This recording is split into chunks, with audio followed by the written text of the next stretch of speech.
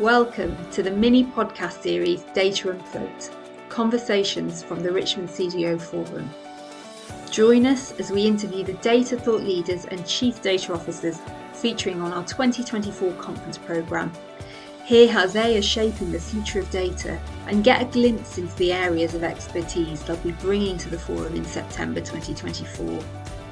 Learn about their journeys into the world of data and find out about the person behind the title as we look forward to the inaugural Richmond CDO Forum next September. Brought to you by Richmond Events. My name is Liam Quinn and I'm the Project Director for the Richmond CDO Forum here at Richmond Events. It's my pleasure to host this podcast and I hope you get as much out of it as I did. In today's podcast, we are going to hear from Michael Clark, a leading data next generation value futurist and our opening address speaker in September. He's joining us today from the Museum of Future in Dubai. He's going to provide us with a brief summary of how he got into the world of data and what he'll be discussing at the Richmond CDO Forum this year. Hi Michael, and welcome to the podcast. In a nutshell, how did you begin your career in data and what's kept you here? So, what better place to talk about the future than the Museum of Future? More importantly, how did I get involved in data? Well, that journey started when I was 11 years old. Father brought home the first computer, unknown to me. As we plugged it in, it glowed green, and you guessed it, I was hooked. And ever since that day, it's become my career. I've been really lucky to work with some of the biggest companies in the world, solving some of the biggest challenges, even taking me as far afield as Dubai in the Museum of the Future. So what's kept me here? Well, I think, and I've always thought, that data had a bigger destiny. It was destined to become something bigger than ourselves, more than a transaction, something we held in a database. It had the power to transform and even become a currency. And I truly believe that moment has arrived, which is a good thing because I kept involved and kept trucking along. So it looks like that hypothesis was a good idea. What is your top prediction for the future of data and what opportunities for harnessing data do you foresee on the horizon? So it seems appropriate to make some predictions while being in the Museum of the Future. So why don't we just make some predictions? So what's the first one? The first one is that data ownership is becoming a real thing. Signals around the world are pointing to data finally being put back in the hands of people. And that's going to have profound implications. We also need to talk about AI and augmented reality. Both of these things are shaping the businesses of today and will probably be the blueprints for the businesses of tomorrow. Two key elements form the basis of all of these predictions, which is the role of trust and also the role of value. All of those will become critical components that are going to make people want to share their data with you. Without it, none of those things I've described, such as AI and AR, exist. When you do get the data, that's when the magic really happens. First, opportunity. Could you become a data trust? Could you become the bank of me? That means monetizing my data, managing it for me, giving me data bank accounts,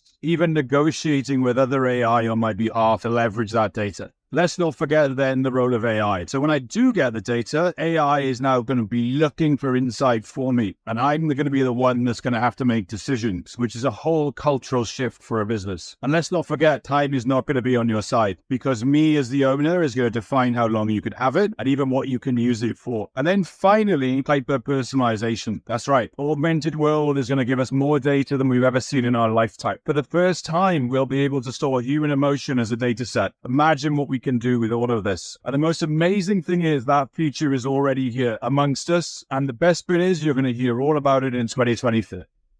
In your opinion, what makes a good CDO? Okay, so the big question, what makes a good CDO? 5 years ago, I'd have given you a very different answer, but the world has moved on. Let's not dwell on that. Let's talk about the modern day CDO. What does this person need to be? Well, with all the changes I've outlined, the AI, the augmented world, data ownership, what an in-tray that is. So the modern CDO has to be many things at the same time. The first thing is they need to be financial because they need to understand the value, the revenue, but also the cost that can be saved by data. The next thing is they need to be a statesman or a stateswoman. They need to be commercial. They need to be collaborative. They need to be seen in the industry. They are the voice of data for the business, but also in the ecosystem at large. I would argue they're also the innovator driving digital products, but also they're the regulator. They're looking at the controls and policies and what does it mean as data transition. But I also think they're the value officer because actually data now is transitioning to value. Now, if I described all of those individuals to you and not use the word CDO, you'd probably thought I was talking about the CEO. And in my mind, the modern CDO is the CEO, but the CEO of data. Tell us one thing that might surprise people about you. So, an interesting fun fact about me that you might not know. I've been into fitness since I was 20 years old. It's got a bit bad, so I do my first competition next year. So I will warn you, if you see me eating out of Tupperware, don't be afraid. It's perfectly normal. Finally, please provide a small teaser into your session at the inaugural Richmond CDO Forum. So what are you going to see when we meet in 2024? Well, I can promise you one thing. You're never going to look at data the same way again. Because you see, data is no longer in the passenger seat, now firmly in the driver's seat. We're leaving the era of hardware and software behind, and we're now living in a data revolution, where data is going to define the places we've been, the people we meet, the experiences that get generated.